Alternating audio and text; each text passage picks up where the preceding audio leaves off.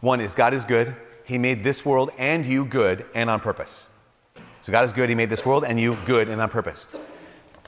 Secondly, what is human being? Human beings, you are your body and soul. You are your body. Therefore, what you do with your body matters.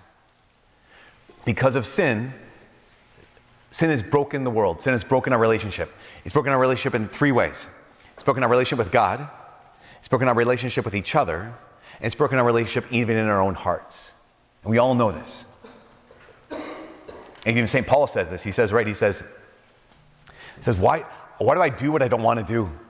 Why am I not able to do what I do want to do? Who will save me from this wretched self?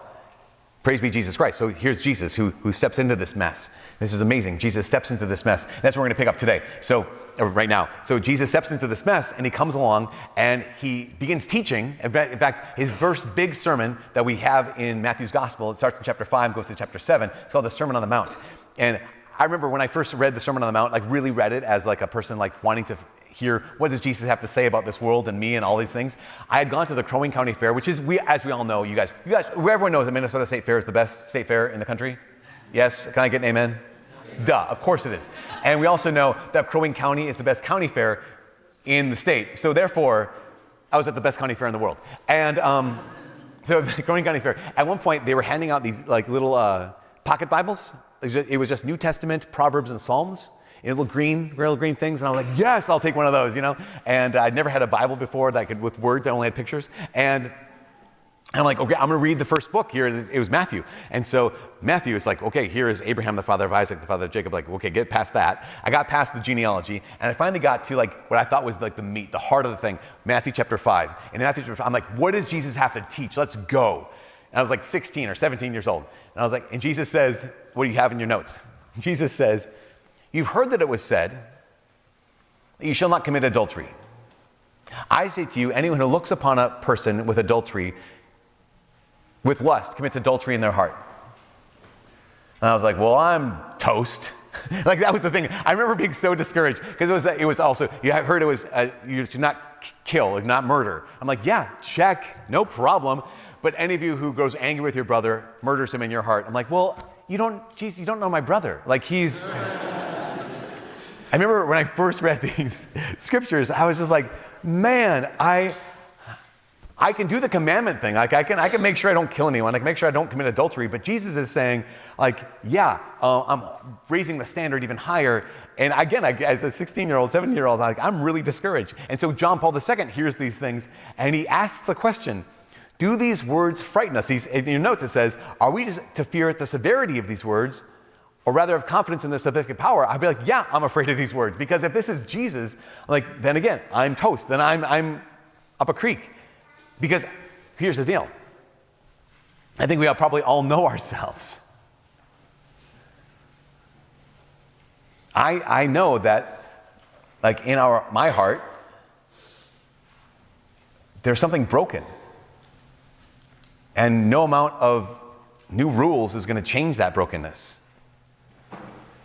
I want to confess something, you guys. I have the heart of a speeder. So I see it says 30 miles an hour. And I'm like, thank you for the suggestion. And then it's just remarkable. It's just like one of those things like, yeah, I get it. It's 60. I think I can do better than that. In fact, I remember this one time, maybe you've heard this before. I was driving from Brainerd to Duluth on 210. And at 210 at the time, it was 55 miles an hour. And so I was driving along. I was trying to get back for daily mass. It was summertime. And I passed Aiken. And all of a sudden, whoo, and I was like, oh, shoot. He's pulled over to the side. And I'm just wearing shorts. Came from the lake, right? So I'm just like not dressed like a priest. And the guy walks up, state trooper. And he's like, you're speeding? I'm like, yeah. And he says, so where are you going? I'm going to Duluth. What are you in a hurry for? And I was like, I don't want to tell him for church. Because it'll sound like but I was like, church? Oh, really? I said, is he your pastor? I'm like, yeah, I'm a priest. He's like, oh, okay. And he takes my stuff and goes back to his car. After a few moments, he comes back to my car and he says, well, and I remember this line. It just stuck in my heart. He says, well, Father, the state's going to give you some grace today. And And he just gave me a warning. And it wasn't even a written warning. It was the best warning. Oral, verbal warning, where I was like, no thing on my record. Like, this is, and I was like, are you serious? Oh my gosh, thank you so much. And he's like, no problem, just keep it at the speed limit. And I was like, oh, you bet, officer, And I pulled away, he got back to his car. I pulled away from the curb, or from the side, and got back on the road.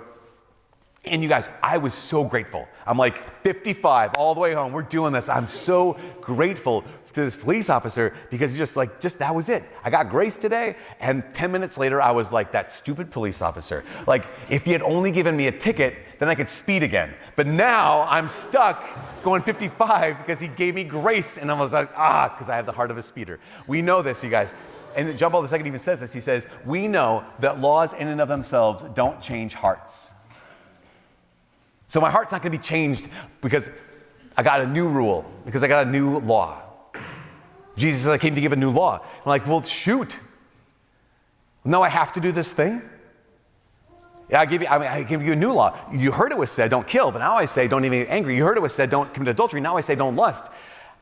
And John Paul II asks, so are we to fear the severity of those words? And if we're going to be honest, I think a lot of us would say, kind of, yeah. But this is where we have to ask the question, who is speaking those words? Like, who is it? Who is it who's telling us these words? Jesus, when he gives us this new law, we know that laws in and of themselves do not have the power to change hearts. But Jesus is pointing out, he does. And this is a part of this that is so important for us to understand, because God actually has the ability to change our hearts, not just give new rules. That's the next thing. Now, when it comes to a new heart, John Paul II used the term, and the term was ethos. So E-T-H-O-S. And that word ethos, I like it. I like heart. It's great. It's wonderful. But ethos is kind of unique. And how it's described to me is this. The ethos refers to it's in your notes, refers to one's inner world. What attracts us and what repels us. And that's just what we find ourselves in, right? We find ourselves naturally with a certain ethos. We find ourselves attracted to certain things that kind of repelled by other things. And that's very, very normal in us. But one of the situations, one of the realities we have is the fact that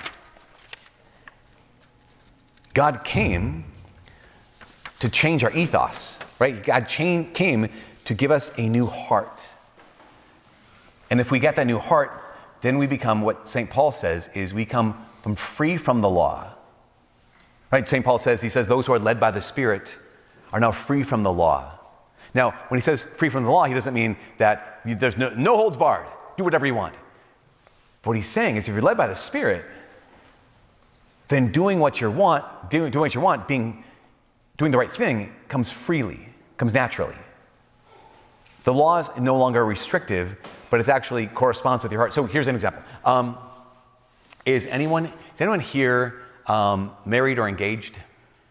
Is your spouse here with you? Josh? Okay, good. You and Rachel? You guys married to each other? Great. Can you guys stand up? Okay, this is Josh and Rachel. Everyone say hi, Josh and Rachel. Hi. Okay, wonderful. Okay, so Josh, this question is really for you. It's Rachel's the prop. Sorry, Rachel. Josh, do you need the commandment? Sorry, I was going to ask this. Josh, do you desire to kill Rachel? No. Okay, great. Hey, for the record, he did not hesitate. It was right away. He said it. So no, right away. So therefore, Josh, do you need the commandment, thou shalt not kill your wife? No, because you don't even desire to do that thing, right? So here's the thing. There might be another couple here, we don't know, who need that commandment. But here, Josh is free from the commandment, right? Because he's free from the law because he doesn't even desire to break that law. Now, just for, I guess, me equality's sake, Rachel, do you desire to kill Josh? No. Great, all right, awesome. So we're united on that. So you also don't need the commandment, thou shalt not kill your husband. Amen? Great, okay, you guys sit down. Well done, you guys. Yeah, go ahead. So that's the thing. It's like, so in this case, here's an occasion where they don't need the commandment because they're free from the desire to break the commandment. Now, we're going to talk about the brokenness, twistedness that we have in our heart. So when it comes to sexuality, but like we all know what it's like to experience freedom in some way or another. So Josh and Rachel know what it's like to experience freedom and not having a desire to kill their spouse. But I imagine a lot of us have it. Maybe you've experienced this kind of freedom. Maybe you've walked into a room that's empty and there's someone's phone sitting there, or someone's wallet is sitting there. And suddenly you walk in and you're like, oh, someone's wallet, someone's phone. I wonder whose that is. And you have no desire to take it.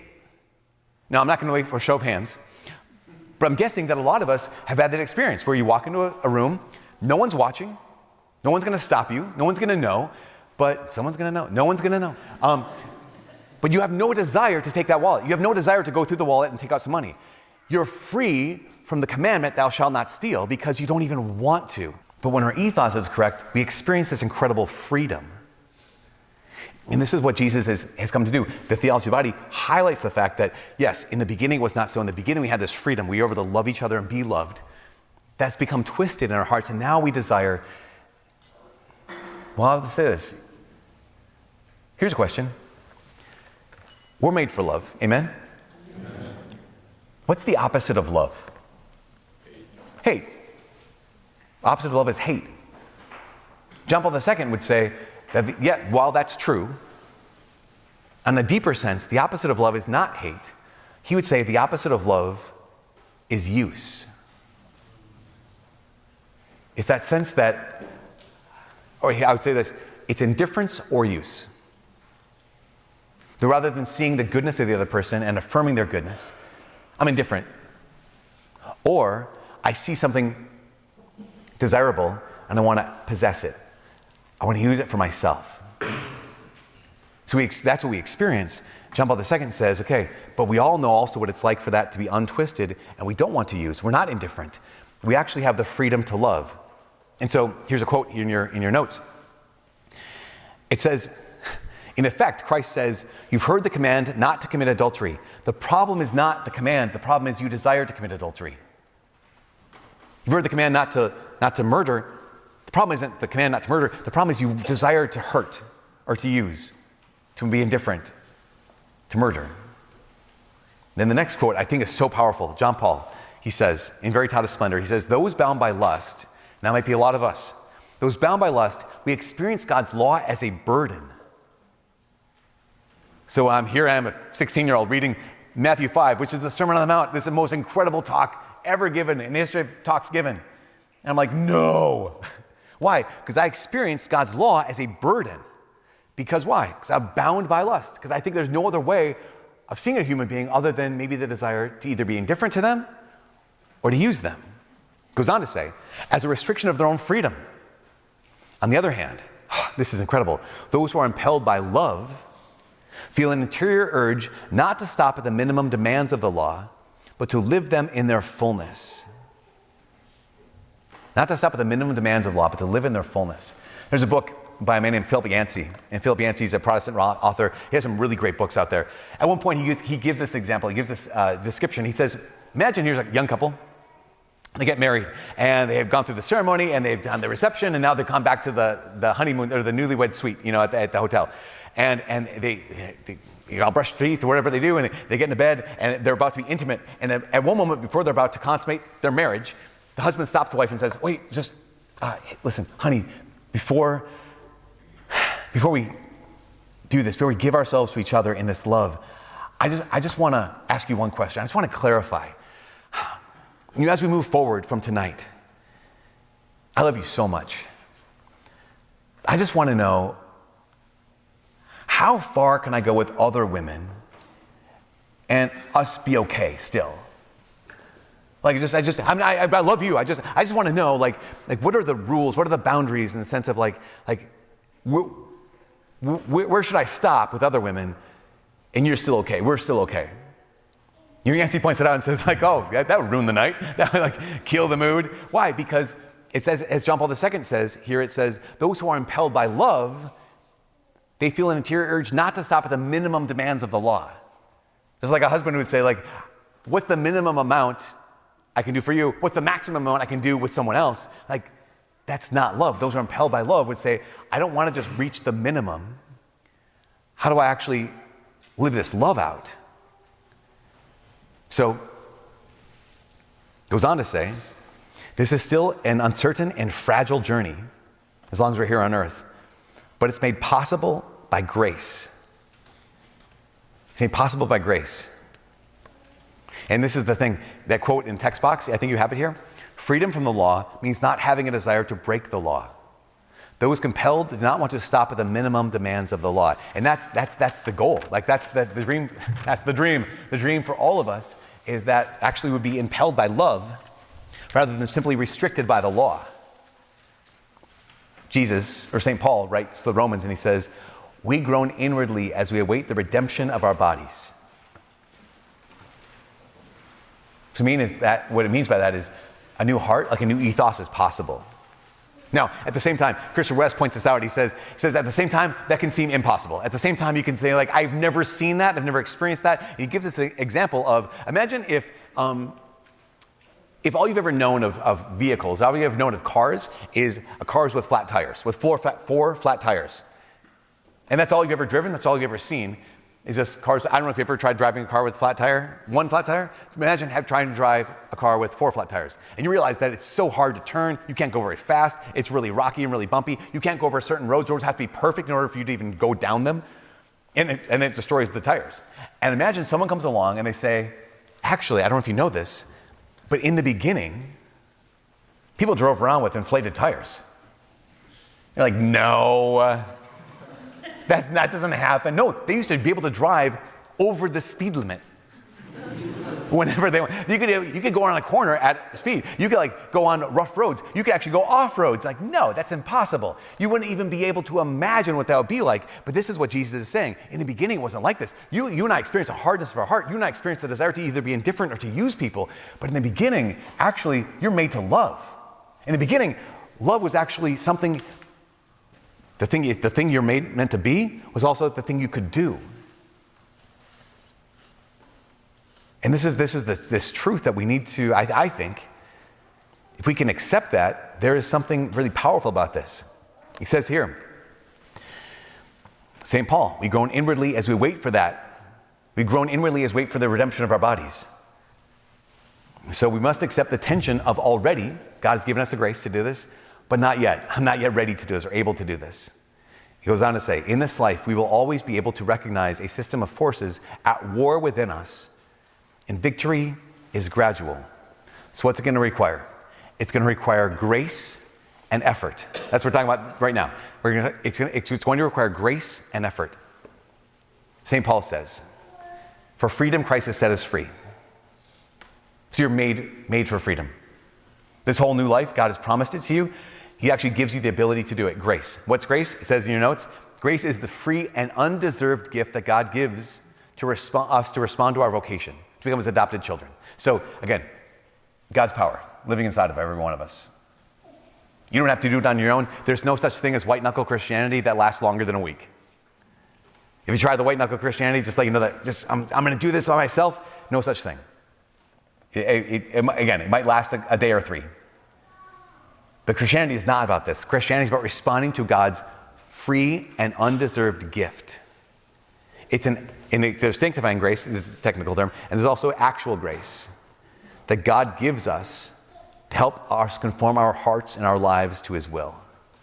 And there's something about this. I just want to, if any of this ever gets really heavy, there's this note in John Paul II's work. It's a footnote in a document by John Paul II. So it's not even in the body of the text. It was something that he just kind of wrote as it almost seems like an afterthought.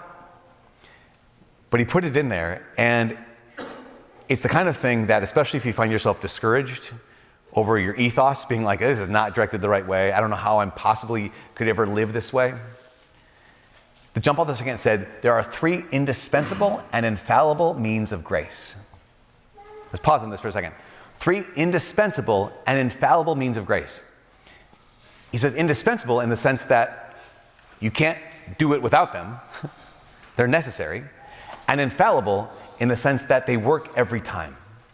They cannot fail. They're infallible. So especially if you find this heavy, find it overwhelming, John Paul says, wait, you're not alone. You don't have to do this on your own. There are 3 indispensable, necessary, can't do without them, infallible, they'll never fail, means of grace. And they're very simple. Prayer, confession, and the Eucharist. These are 3 infallible and indispensable means of grace. That especially if you find yourself like, okay, I'm falling again. That's why, I love this, the first one of prayer. I don't know who it was who first said it, but I remember it stuck with me, and I go back to it many times in my life. He said this, he said, serious sin and serious prayer cannot coexist. One will kill the other. And if you find yourself, you're the kind of person who finds himself in a place of like, man, I'm so discouraged because I come against this temptation and I keep falling.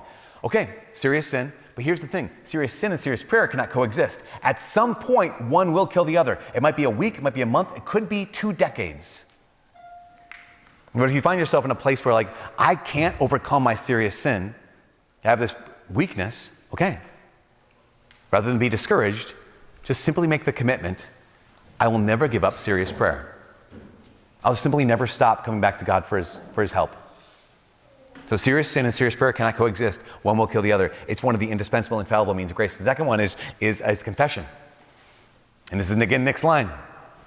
He says, every one of us walking through this life, we're going to fall. But if you fall, when you fall into the confessional. That's it. Make it a symbol. I mean, God gave us, in Jesus, God gave us the sacrament of confession, not because he didn't want us to use it or didn't think we would need it, but because he knew we would need it and he wanted us to use it. It is one of the 3 infallible and indispensable means of grace. If you're going to fall into the confessional. And third, the Eucharist. Why? I mean, there's such a deep reality about this, especially when it comes to the body. I was thinking about this morning during Mass. I was like, wait a second, every single time the priest says, this is my body given for you, we're coming back to that truth that the flesh is the hinge of salvation. That God's grace comes to us in and through our bodies. And he gives us himself. If you went to Mass this morning, you saw God literally in the flesh. Truly in the flesh. If you had to receive Holy Communion, your body came into contact with his body. And you can't come into contact with fire without being transformed by it. And so these 3 indispensable, infallible means of grace, prayer, confession, and the Eucharist. Now, that's the grace. And there's all these other sources of grace too, scripture reading, other kinds of prayer. But also we don't just need grace, we also need grit. And that's the second part here. Because a lot of times I think we're like, well, if that's the grace, I'm just going to take the grace. And also, when it comes to love,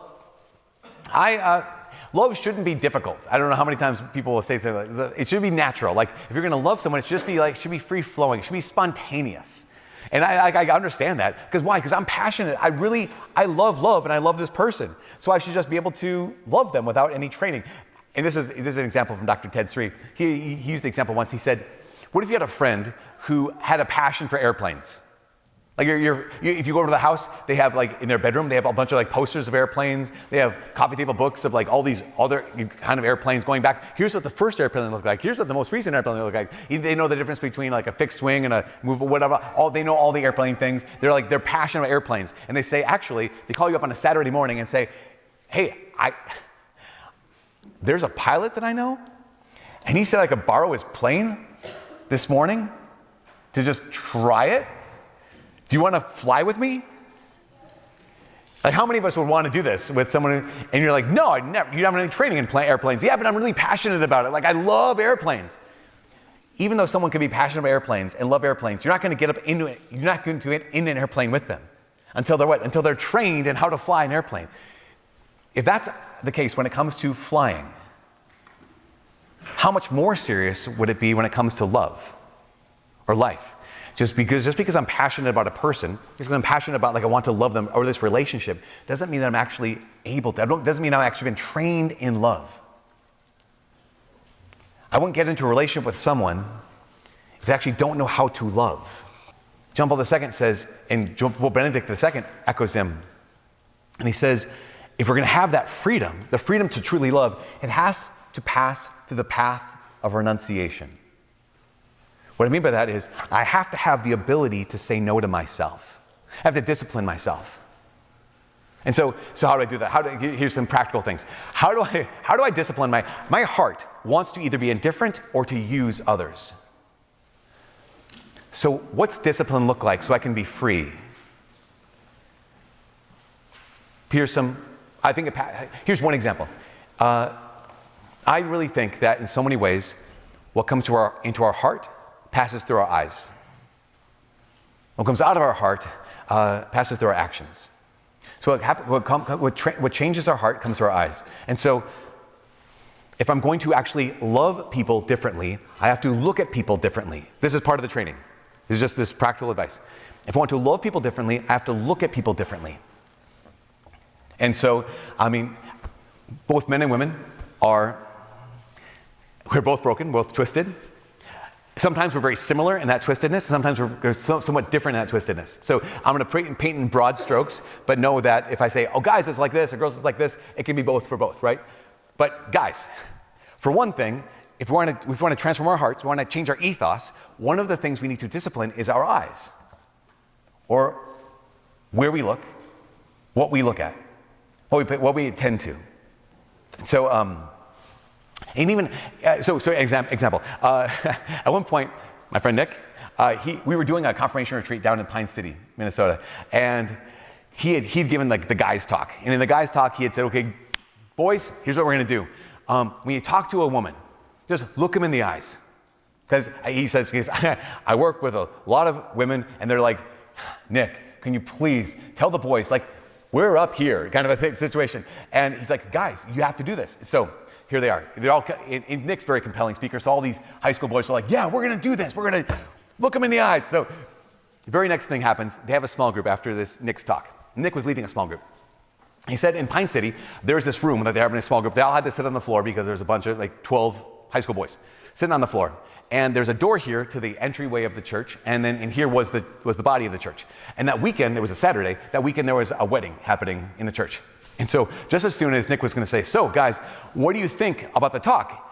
He said that, and then this door here burst open, and a young woman came in, who was part of the wedding, how would I say this? Her dress was both too high and too low at the same time. Does that make sense? It is both too low and too high at the same time. And so all these boys, and she came and saw them and just walked right in between all of them to go to the other door. And they're on the floor. And he said, all the boys are like, they like had this strain of like, eyes. And she walks out, and they're like, oh my gosh. And he's about to say, guys, that was great. And then she comes back. The door, he's like, okay, all the eyeballs.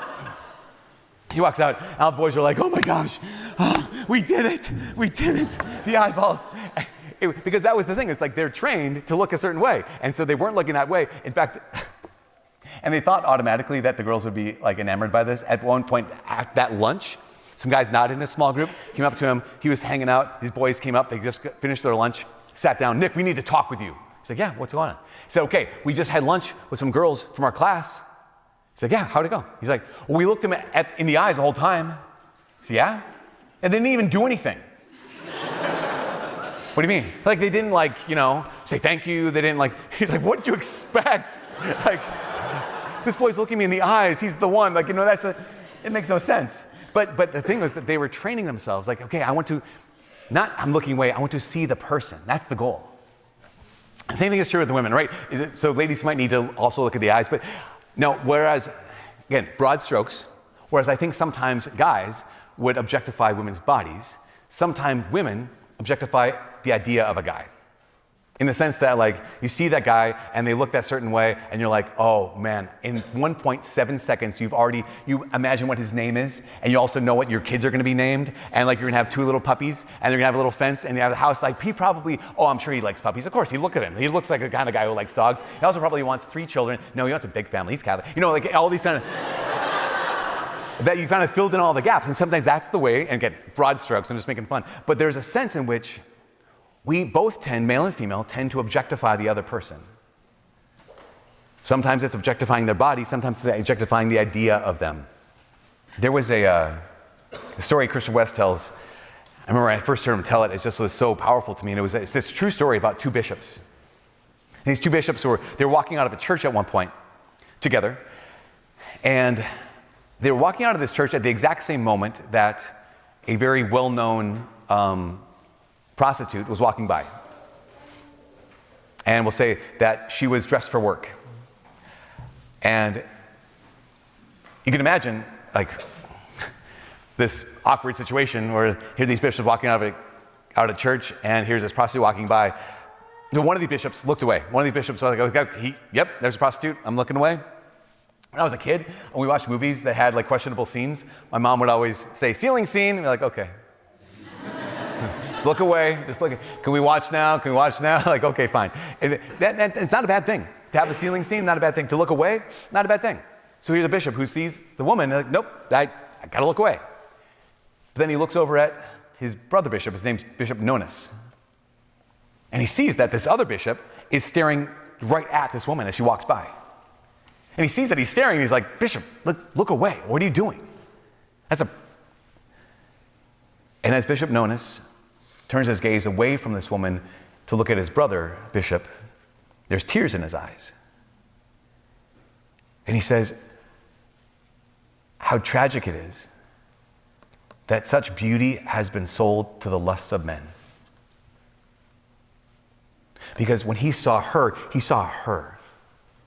When he looked at her, he could see the person. And there's something good about this. And the point is, both bishops did the right thing. Because there's times in our lives where we just, nope, I gotta look away. I know my heart, I gotta look away.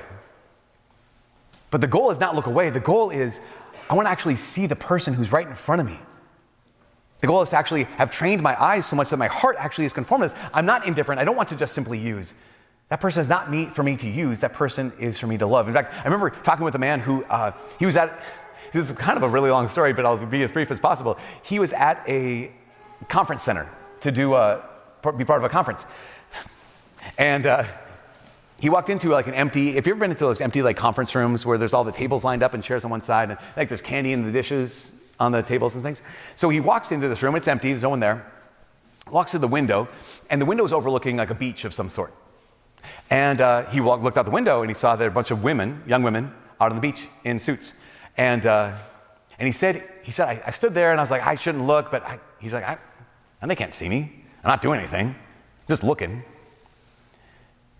And then he was like, okay, and he looked over at the table and saw that candy, and he was like, oh, I'm gonna have some candy. And this is the key point. He was gonna have some candy. He's like, oh, I can't take that candy. It's not mine. In that moment, he had this conviction he told me about later on. Conviction was, wait a second, I can't take that because that's not mine. And I can't take that because that's not mine. There's something about that that's just, that sense of I'm just going to use. That's why it's really important for us to understand that what John Paul II points out is that we all have this desire, right? The ethos, this eros in us that is like, that wants to go out. But what happens when our heart's been twisted, it's like the power of a rocket that's been inverted. What I mean by that is, the rocket has thrust, right? The whole has thrust to do what? To break through the atmosphere, to go into outer space. It has that much power. So our eros, we'll talk about the next after lunch, our eros is actually meant to go out, is meant to actually break free, go out of ourselves, but because our heart's been twisted, that same amount of power that can break through the atmosphere is sometimes turned in on ourselves, and we can find ourselves doing horrible things and feeling like powerless to stop it because the rockets have been inverted and now I just want to possess or I want to use. And yet to affirm the dignity of a person, we'll talk about this again after lunch, to affirm the dignity of the person gets to be a choice. What I mean by that is, Nick talks about this in millisecond number 1 and millisecond number 2. Millisecond number 1 is when Nick first saw his wife, Jacelyn. He says they were at a party. It was a cast party for theater. They were both in theater. And he looked up and saw her face and was like, oh my gosh, I want to marry her. Like he just immediately recognized her beauty. Immediately recognized that this woman is so beautiful. I want to get to know her. This woman is beautiful. I want to talk to her. Millisecond number 1, see, the fact is that every one of our hearts has something like that in us, that we're just, drawn to beauty. We're drawn to whatever's attractive, because that's called ethos, right? We're drawn to these things. That's not bad. And we're not called to kill that desire. Millisecond number 1, recognizing beauty is amazing. It's that next sense, that next millisecond, the next movement. And the next movement is, Do I recognize the beauty and say, wow, that exists for its own sake? Or do I use millisecond number 1 to say, oh, I'm going to take that and come here? Because millisecond number 1 just recognizes beauty. Millisecond number 2 can either say, yeah, that's beauty for your own sake. Bishop Nonis, look at this woman. What a tragedy it is that such beauty has been sold to the lusts of men because he saw her in millisecond number 2. Versus the guy in the conference center who millisecond number 2 was like, how much of that can I take in my mind? Now, the crazy thing is, the story goes on with the 2 bishops, that the woman walking by, her name was Pelagia, that she actually noticed. She kind of noticed bishops walking out of the church. And she had this, sense of shame. But she noticed the one bishop, she noticed Bishop Nonis looking at her. At first she was like, okay, what? And then she realized she saw something in his eyes that she had never seen. Again, she's used to being used. She's used to being treated horribly. But she saw something in his eyes that was, wait a second, that's different. This is someone who sees something else when they look at me. And she asked, like, who is that bishop? They told her, he's Bishop Nonis. And so what she did is she actually went to wherever he lived, and he shared the gospel with her. She became a Christian, and Bishop Nonis is actually Saint Nonis, and she's actually Saint Pelagia. And it's this true story about the power of what a loving gaze can actually do. What a gaze that isn't indifferent and doesn't want to use another person can actually do. It started this incredible journey of her to know that actually this man could look at me like this because this is how Jesus looks at me. Like this is how God looks at me. And this is possible for all of us to look. This is the last little piece of your notes. It says purity of hearts. It says, blessed are those who are pure of heart, for they shall see God. And here's the quote. It says, mature Christian purity affords the ability to see God's mystery revealed in the human body and a man and woman's call to communion. That all distilled down is purity of heart. Sometimes might mean ceiling scene, right? Purity of heart sometimes might mean look away. But ultimately, that's not the end. That's like, oh no, my ethos is I'm attracted to use, but I want that to be untwisted in such a way that now all I want to do, I just want to actually affirm this person. I just want to love them for their own sake. Not possess them, not use them, but simply affirm that they exist for their own sake. And actually, even protect them. Because that's the goal. I mean, right? Ultimately, remember Adam was put in the garden. Hey, cultivate, guard. And the people put in your life and in my life, with our gaze, with our actions, we actually can guard if we see them as they are.